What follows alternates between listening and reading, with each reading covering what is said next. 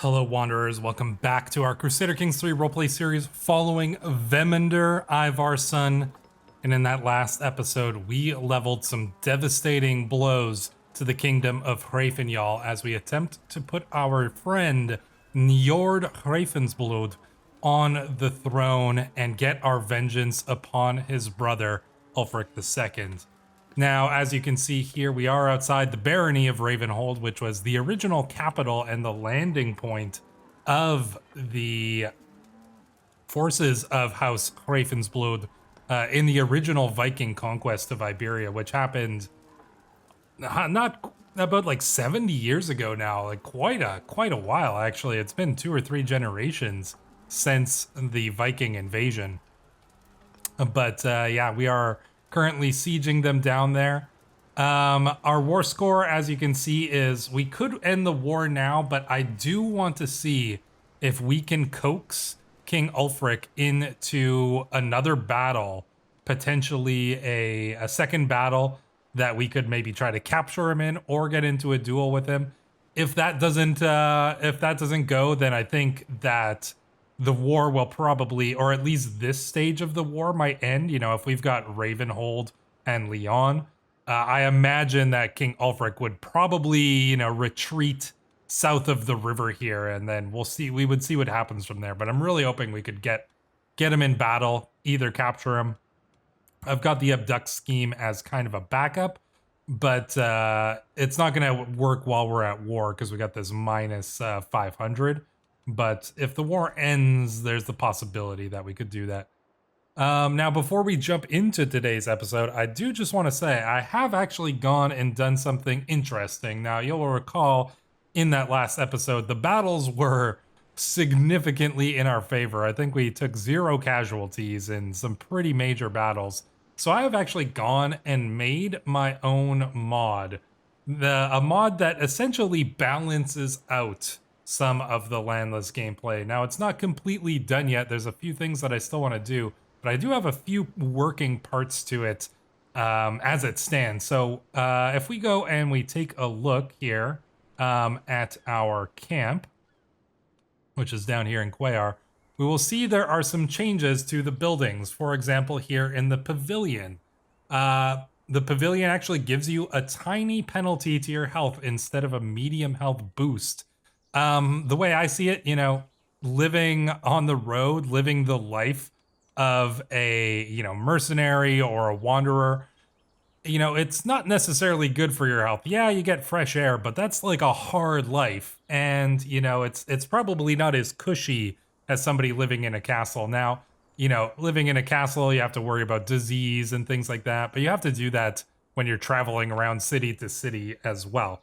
So to me, it makes sense that you would get like a tiny health penalty rather than that big health boost, which makes landless adventurers live for very, very long time. One thing I've also done is and you can see here the penalty, the things are different, but for example, I've also made it so the bigger your camp gets, the more you get a malice to your travel safety. And that's just essentially to simulate the idea that if you have a bigger camp, there's more things that can go wrong.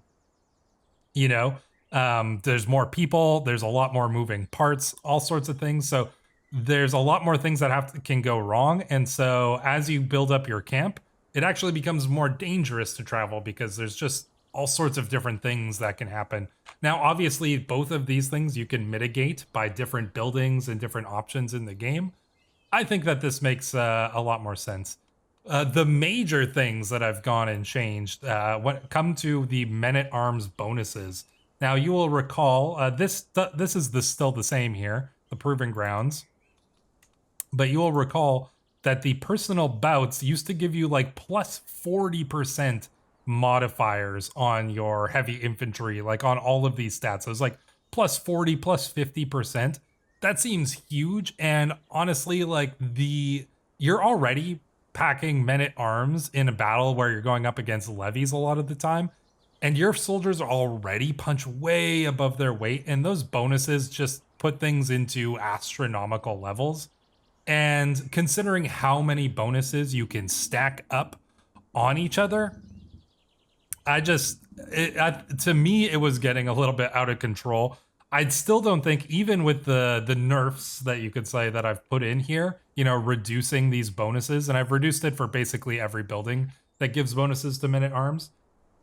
You're still going to have way more powerful troops than the majority of the armies you're going up against, but it's not going to be quite as much. Like, I've reduced it down by a decent margin for pretty much everything that gives you bonuses, but you still get nice bonuses, like getting plus 8%, plus 5%, plus 10% for something that costs you $162 to make when gold is this easy to make as a landless. This is still a perfectly viable thing. Plus, you get heavy infantry officer.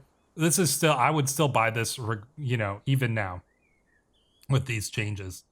Yeah, and that kind of brings me to the other changes I made, which I went and also changed the bonuses that you get from some of your camp positions here. So once again, mostly just the ones that affect your men at arms.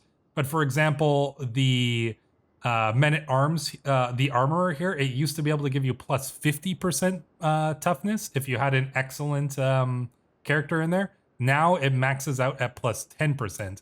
And if you have a terrible armorer, it gives you -5, because yeah, if you have somebody who's terrible at their job, they're not gonna just give you a little bit of a bonus. They're actively gonna make things worse.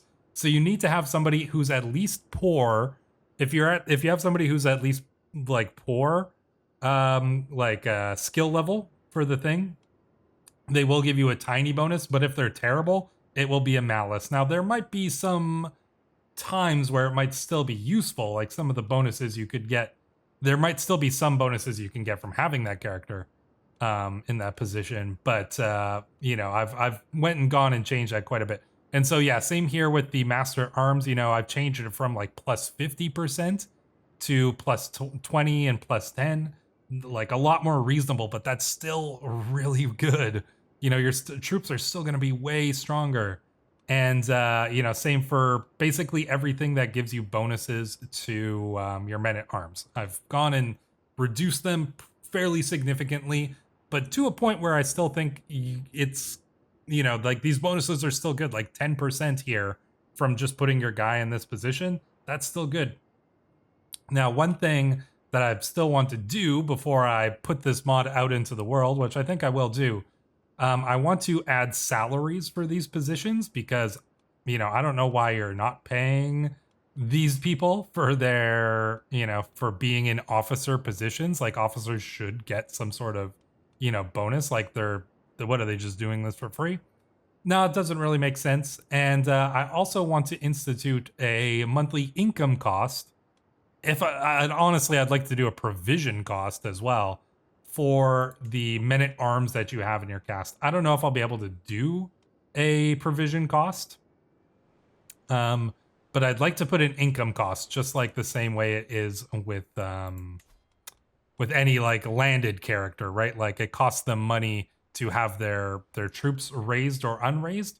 It should be the same with landed characters now, or unlanded characters. And now some people might say that, like mercenaries and things like that, they weren't necessarily getting paid like a daily wage, right? Like, they would get money from the spoils of war and things like that. The loot was shared.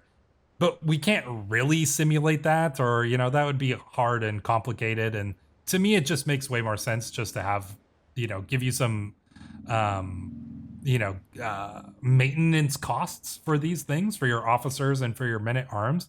And that'll just kind of force you to actually go and do jobs and spend your money a little bit wiser. You're not going to get you're still going to get rich as a landless character. Your troops are still going to be tougher and better, but I'm just basically trying to make it a little bit more balanced, because I do think that Paradox really they made landless characters too powerful.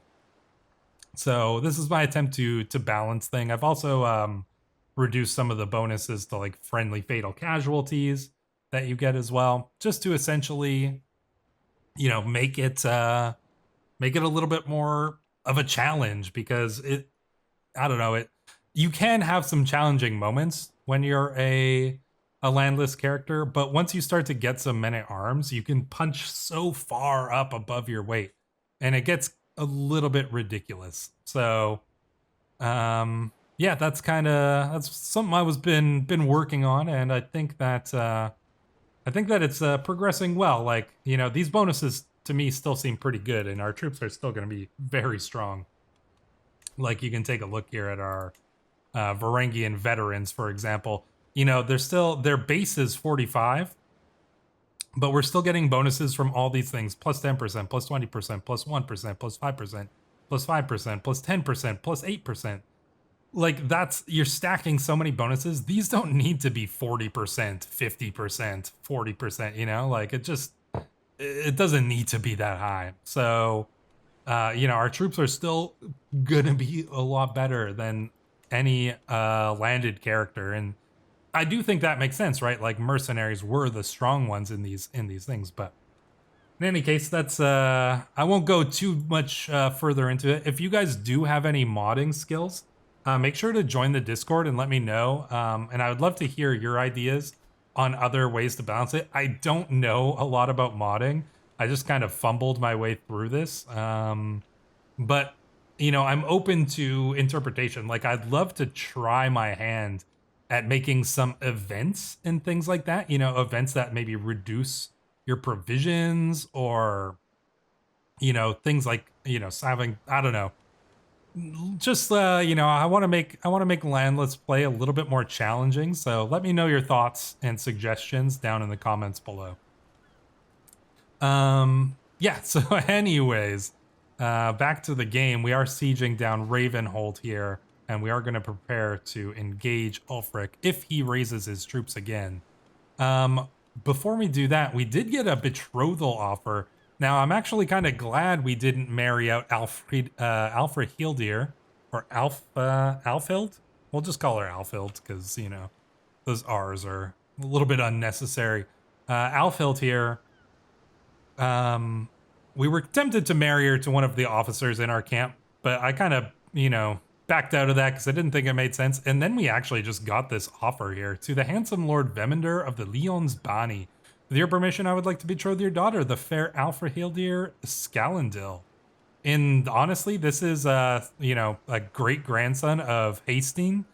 And, oh, actually, he's a bandit? He's a Gallows Bay character? That's fascinating, actually. But he's brave, he's greedy, he's curious. You know, veteran adventurer. So he was an adventurer at one point. That's kind of cool. Seems like a good kid. So yeah, we'll arrange that betrothal. All right, so let's get time rolling here, and we'll keep an eye out on the lands of. Oh yeah, okay. They've got a couple troops coming in here. I'm tempted to break off some of our troops and put Ivar in charge of them, and then put Njord in charge of the rest.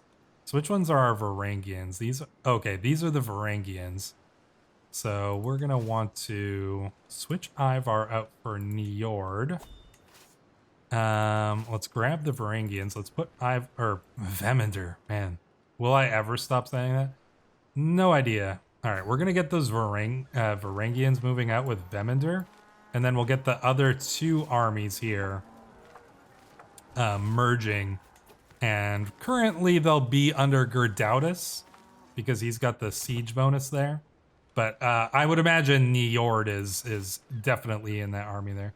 We've got some knights here. Ingalder and Gunnar are with us in this one, so that should be good. And then the rest of our knights here are over with the rest of the army. So yeah, you can see Njord is there as well. So we can imagine that he's probably in charge of that that bit of the army. But yeah, we'll go chase these troops from House Nordhagen down. Maybe they're trying to, like, bring their, you know, get their lord out of prison.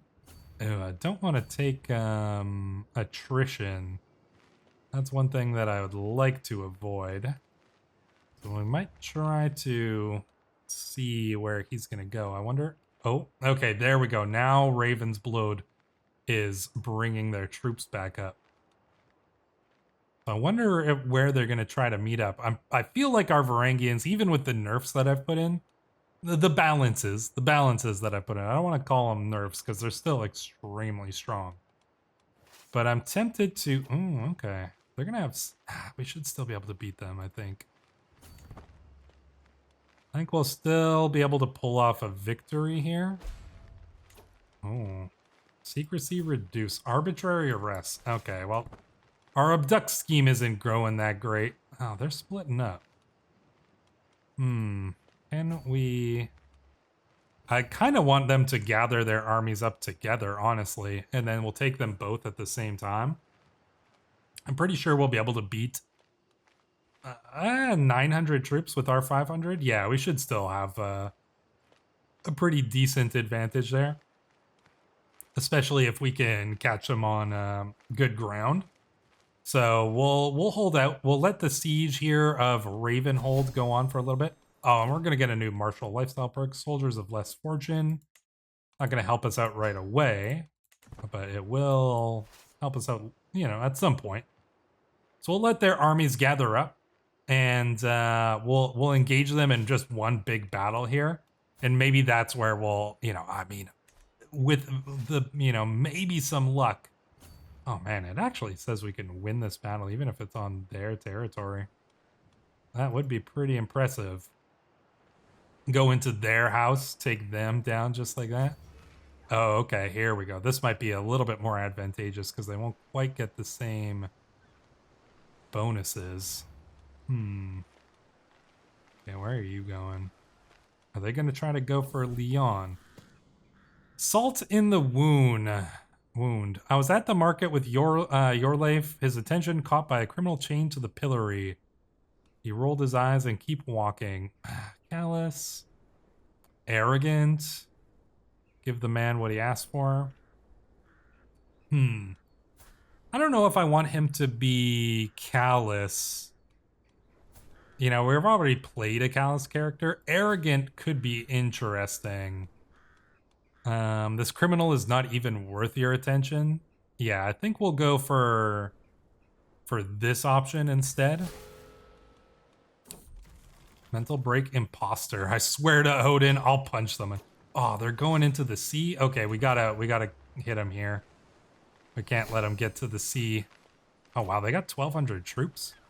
Wonder if we're gonna need to bring in some of our. No, we should be able to take them. I think we'll be able to take him here. Oh, Shadow, our dog dies just before the battle. Come on. All right. We're going to engage the king here. If we can get this a victory, like I said, well, I mean, if we can, I'd love to engage him in a duel. That would be the coolest thing, but I can't guarantee that's going to happen. I'd love to capture him. That would be the next coolest thing. But regardless, the siege here is going to be done. This battle is going to be done. So if he does manage to escape, the war is, you know, like he's going to just retreat somewhere. And oh man, we are absolutely crushing them here. Like I said, our troops are still going to be powerful. They're just not as powerful as they were before. Ah, man, no duels. Ah, and they escaped as well. Come on. He got away. Like I said, I imagine that he's probably going to retreat. Looks like we've captured kind of the northern half, or that's the intent here, was that we would capture the northern half. And then I guess we will kind of see from there what happens. Enemy ally joins the war. Signy of the Leon's daughter. Okay. Oh, Leoder's daughter. I guess her father died. Oh, died from his internal injuries. He must have probably in one of these battles. Take a look at the events. Ingalder wounded Mayor Odar. All right. All right. Yeah, let's go in. All right. So we rejoined our enemies here. We captured. Oh, we captured our nephew's wife. Ooh, House Ingling. Ah, interesting. I mean, oh, and this is actually a daughter of King Ingolfr. Take her as a concubine? Yeah, probably, right? Uh, Vemender, he ain't a good guy. Um, well, I don't know. Taking an Yngling as a concubine seems like a dangerous move, but I think we're gonna do it anyways because one is married. She was married to one of our enemies, and also just to kind of get back at House Yngling here. You know, it's kind of the whole point of things. All right, so the war score is at 100%. I mean, they're not gonna join up. They're not gonna go up for one more battle here. They're probably just gonna surrender anyways. So I think that we will, like I said, I think that we're gonna end the war. But the way I see it is that, we've only captured the northern half. I'm imagining that, Ulfric here, so there's a possibility he could become an adventurer. If so, that would be cool. But if not, I think we'll kind of go and just tweak things a little bit here once this is done. So let's enforce the demands. And there we go. So be it. So let's take a look. Yeah, so he didn't become an adventurer. And you can see here he's still for some reason he still, is like controls Ravenshold and Zamora and like all these lands. I don't think this makes a ton of sense. So, I like I said, what I think is happening here. We've captured the northern half of the lands. He's gonna retreat south of this river. I'm not sure what river this is here. Somebody let me know down in the comments. But he's gonna retreat south of this river to like Avila and Bayar, and that's kind of where the situation will stand for a moment here. But I imagine that we're not gonna let that stand. We would definitely be marching our troops down there to go and confront the man. And we do have, if you recall, his son in our prison. So yeah, give me a moment. I'm just gonna go and tweak things just a little bit to what I think makes a little bit more sense here. And yeah, just I'll be right back. All right, welcome back. As you can see here, our army is outside of Avila, having surrounded it. This is the final bastion of Prince Ulfric here. We've got him surrounded, and I will explain what's happening here in just a moment. But first, I just want to zoom out a little bit and show you how I've set things up. So as you can see, King Njord, who's wearing his new crown, and he's got his Queen Freydis, alongside him, now rules essentially the northern half, everything north of the river here. He rules all of that. But Prince Ulfric still holds the southern lands kind of in the foothills of the mountains. I just think that this makes a lot of sense here, and I've kind of split it up that way. I've also gone and given Njord, I guess he's disbanded it already. I had originally given him some of the troops from the Leon's Bani, so I had actually reduced our troops here, but I guess he disbanded them because he was isn't making enough money. That's fine. I'll give it to him after. But essentially, I was imagining that 300 of the warriors of the Leon's Bani kind of stuck with King Njord here. So I'll go and fix that up later on. So yeah, that's the current situation. Now, you could probably imagine that with that war ended, we now have a truce, a 7-year truce with Prince Ulfric here. And honestly, I don't feel like waiting around for 7 years. We can't raid against them. This goal to abduct him, could take forever, and who knows if it's even going to be a success. And I don't think Vemender's going to hang around. I don't think he would honor a truce And, technically we could try to declare war and break the truce, which I would be totally fine with. But that would require us to essentially like take the lands for ourselves. And I don't think Vemender has any interest in that. So I was kind of thinking like, how are we going to resolve this? And I had this thought when I was considering this in between things there.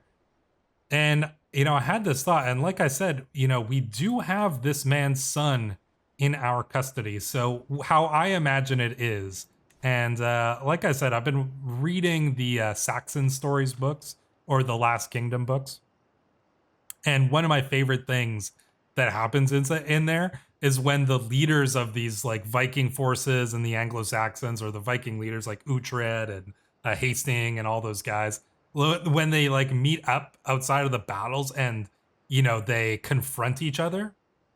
And I'm imagining this exact scenario happening here in Avila, because Ulfric only has 266 men. His army has been devastated. He's lost all of this land. He's been crushed in every battle that he's ridden out to. His hold over his men is probably like pretty weak at this point. And Njord is a powerful and honorable and well-respected Norse warrior. There's probably tons of desertions already going on with Ulfric here. And so how I imagine it is that Vemender marches in, he chases Ulfric south to Avila. Ulfric goes here, he hides up in this little fortress here, and Vemender follows him with his army, surrounds the city, and then brings out Jorundir, the son of Ulfric, and he basically says, come out and treat with us, and and we may release your son, or your son will live, essentially. I mean, he's 8 years old, but Vemender's a pretty hard man, so and this is his nephew too. He's probably not going to kill him, but I think just the threat of having his son as our prisoner here might be enough to draw Ulfric out. And I think once we can draw him out, and he has to do it, right? Like he needs to save face. He needs to try to keep the respect of his men. He can't just hide in here. So when he gets called out by Vemender, maybe Vemender rides up with like 30 of his most capable warriors. Some of the Leon's Bani, like Hjalmar and Herolf and Branislav and Gunnar. He brings those guys out. Maybe not even 30, maybe like 10 guys. He rides up to the castle and he demands that Ulfric comes out and faces him in combat. And I think that Ulfric has no choice. He's already lost, so many battles, so many troops he's lost. If he loses the respect of any more of his troops, they're all going to abandon him. So he can't really refuse this, a challenge to an honorable duel, against a man who's like 52 years old. Keep in mind, like Vemender's old. He's known as the Feeble. So when you get called out by a man like that, challenging you to a battle, and you back down, if he does, all of his troops are gonna like lose all their respect for him. They're gonna desert. They're gonna go to Njord, and that's just gonna be the end of Ulfric. Like he knows it will be his end if he refuses this. However, if he wins, think about it. If he wins, he retains the respect of his men. He kills Vemender, the strongest, the most powerful of his enemies, or probably one of the most capable. He strips Njord of a very strong ally. He might be able to get himself some time that he can call on his allies once again, and he's taken out one of his strongest enemies. So he has a lot to gain by accepting the duel and winning it. But if he refuses, it's basically worse than just dying in the duel. And he's an honorable man. He's a strong, capable warrior. He's 41, but he's 10 years younger than us, 11 years younger than us. He's no slouch in battle. His prowess is excellent. So there's no reason why he wouldn't think that he could win the duel. And so that's the way I see it. We go out there, we ride out to the walls, we demand that he come out and face us. We bring his son with him. There's no way his warriors would let him refuse that. And so I have set it up here, the single combat with Prince Ulfric.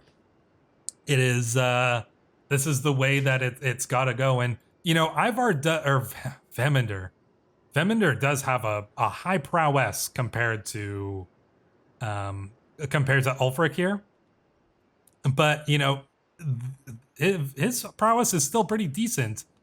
And there is still the possibility that we could lose this. This is all random to some extent. It's based on numbers and modifiers, but there are rolls involved.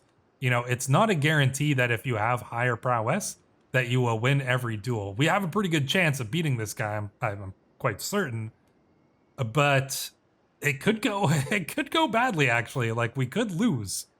That's the thing. We could actually lose, and that would be a crazy thing in the story as well. But regardless, a fatal combat needs to be had here, and I think that this is the perfect way to cap off this war here. So, for a few brief moments, Prince Ulfric and I pace in lazy half circles, each watching for an opening. I'm imagining this is a proper Norse duel as well, where they've laid out the branches, in the circle for the Holmgang to be engaged here. This is an honorable duel watched by warriors on both sides, both capable men, both warriors facing each other before the gods. We're both, both Asatru, we both follow the Norse faith. That can't be denied. So this is how it needs to be done.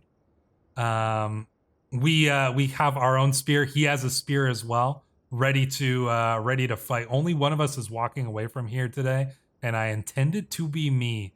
With a sudden twitch, our bout begins. Before I know it, Ulfric is somehow inside my guard, his spear speeding towards my heart. It's only by the narrowest of margins that I dodge backwards.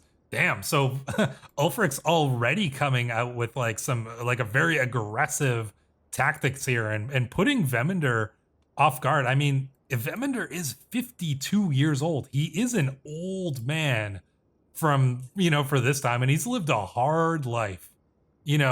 I think that and he's feeble as well. Like he is delicate. He's not a super robust guy. He's kind of thin, kind of gaunt.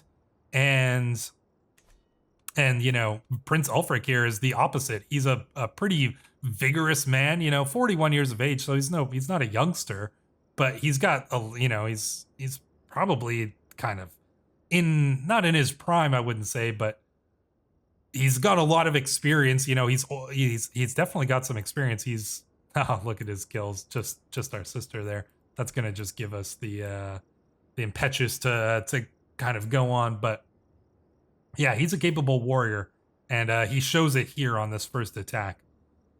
I'll show you how I couch a spear. Yeah, I think that's what we'll do there. My spear flows around Ulfric like water, each strike chaining fluidly into the next, a series of perfectly timed attacks. Ulfric pulls back from my every blow, letting me attack without getting another solid hit in. It's not long before I can feel myself beginning to tire. My form is deteriorating fast, with numerous exploitable gaps, and Ulfric's stance is incredible. Damn, my form is deteriorating fast, and with exploitable gaps, his form is incredible. This is actually not going our way. My opponent's guard is fierce, and I feel far from victory. Oh boy. All right, so yeah, it's actually kind of going against us, despite our prowess advantage here. Like I said, it's not a guarantee. We're gonna probably go for we face tougher foes than you in the guard. The Varangian guard does not encourage laxity. It takes a vigilant eye and a firm arm to excel as one of the Emperor's bodyguards, and with every blow, I show Ulfric how the axe bearers fight. Ulfric pulls back from my every blow, letting me attack without getting another solid hit in. It's not long before I feel myself beginning to tire. My form is good, with only small errors, and Ulfric's stance is incredible. My opponent is still holding off my blows well, but he sees close to faltering. Okay, so we might be turning it around here. I think I'm going to go with I'm the fastest blade in the north. We're going to put our Blade Master trait to use here. In battle, I'm an artist. Every strike is a brushstroke. Every fallen foe or gout of blood, a splash of paint. As I brandish my spear, switching seamlessly between flourish and strike, I paint a picture of agony across my foe. Ulfric pulls back from my every blow, letting me attack without getting another solid hit in. I'm starting to tire. My form is excellent, with little chance for mistake, and his is incredible. So he's fighting really well, actually. But we're maybe starting to turn things around. I have my opponent on the back foot, but still need to consolidate my victory. We could try to disarm him, mock him. Better men than you have died trying to break my guard. Oh, we don't want to fend him off, though, right? We make fun of his poor level of fame. I don't want to knock out his weapon because that seems a little bit dishonorable. Let's mock him a little bit here. Oh, and it's a beautiful, really, using someone's cringe at their own inadequacy to kill them. Ulfric is so stunned by my remarks that he fails to stop me wrenching. The way I see it, rather than like that, is I imagine, you know, like Vemender is just mocking him mercilessly in front of his men, driving him further and further into anger. And, you know, just making the man just like too, too thoughtless to even realize what's happening. And as he goes in for the strike, our spear goes in under his shield, catches him in the guts, and pierces through his mail. And, you know, with a gasp, he looks down and sees the tip of our spear embedded within him. And my foe has just enough time to register exactly how things are going before I run him through. So maybe, you know, like the spear's in him. We let go of the spear. We draw our blade as he kind of like falls to his knees. And with like a single slash, we end his life. Goodbye, Prince Ulfric. And there we go. Our enemy is slain. And yeah, I feel like that's a satisfying way for things to go. Man, I was actually a little bit worried there during that duel. I kind of thought that he was potentially gonna be able to pull something off there because it said that he was fighting incredibly well. But I think Vemender, you know, just with his old man strength and just, you know, the driving vengeance. I think he was just driven by vengeance. Like, that's what's keeping his body alive at this point. And I think that was just enough to get him the edge in the victory. And, you know, as the tide started to turn against Ulfric, he became desperate, and desperation is what gave Vemender the advantage. And that's how we found victory there. And I think that is a pretty satisfying thing to see there. That we have defeated Ulfric in single combat, no less. Slain in a duel by us. Yeah, that I'd like to see. And so we have found victory. We can disband our army here. We can let a moment pass there. Yeah, the scheme has ended because he's dead. And yeah, that's pretty good. Njord is now on the throne there.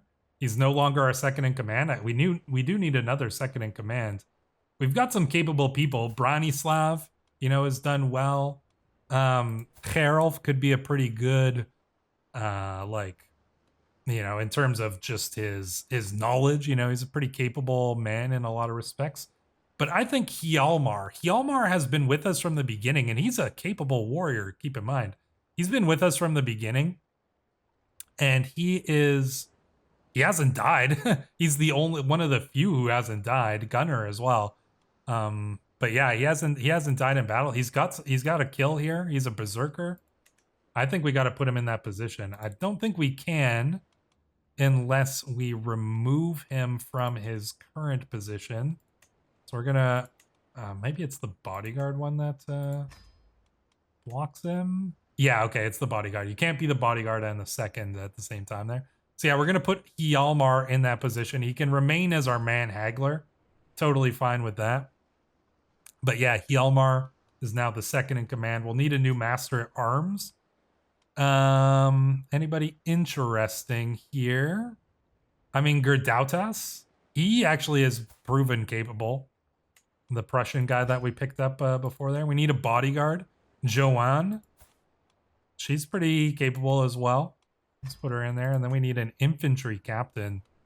We could get, let's see, who's this guy? Yeah, you know what? We could get Ingalder here as in there, and he's actually Midas touched. Interesting. So yeah, it gives us +5 here. So you can see, you know, even though he's only average at the job, he still gives us +5. So I think the bonuses that I've switched it to are pretty good. But if you take a look here, yeah, if we put a terrible guy in charge, -5. If we put a poor one in charge, just +3. Average, excellent. You know, if you get up to excellent, then you're getting +10. This seems way more balanced to me. But I don't want Gerdautas doing too many jobs, so we're gonna put this guy in that position there. We've got some prisoners as well, which we can definitely ransom. Like this guy, we can probably ransom you now at this point. He's got some money. I wish he had more, but we'll ransom him anyways. What do we do with our nephew? We did kill his father. Ooh, we can recruit him now. I kind of want to recruit him. We did kill his dad, but he is our nephew, and you know his parents are dead. I honestly want to recruit him and raise him to be, you know, I mean he's not gonna like us, but I think that's kind of a cool turn of events there. But yeah, that's that. I mean that war is done, and Niord now sits the throne in Hraefenjall. Though Leon here is still technically independent from Jarl Valpiofer here. Content, eccentric, trusting. He might. I could imagine that he might just swear fealty to Niord. You know, to his uncle. Yeah, hard to say. What do you guys think? Let me know down in the comments. But regardless, the question now becomes, what does Vemender do from here? Well, I think the obvious answer, we do still have one last enemy here. Hogni Heralder's son. Yeah, the last of the Yngling sons. We may be the Raven Killer right now, but are we the Lion Killer as well? I mean, we need to prove it, and to prove it, we need to go after the last one, and he's still over here in these far-off lands here, in Lithuania and in Sweden and whatnot. So I think we're gonna have to return. What the heck? Scarfadin is back to being the... What the heck happened? And Humpiofer, who was the king, is now sworn to Sweden? So oh my gosh. What the heck happened here? Title history. Conquered by claimant, 938. Usurped in 940. You held onto the throne for 2 years, Humpy.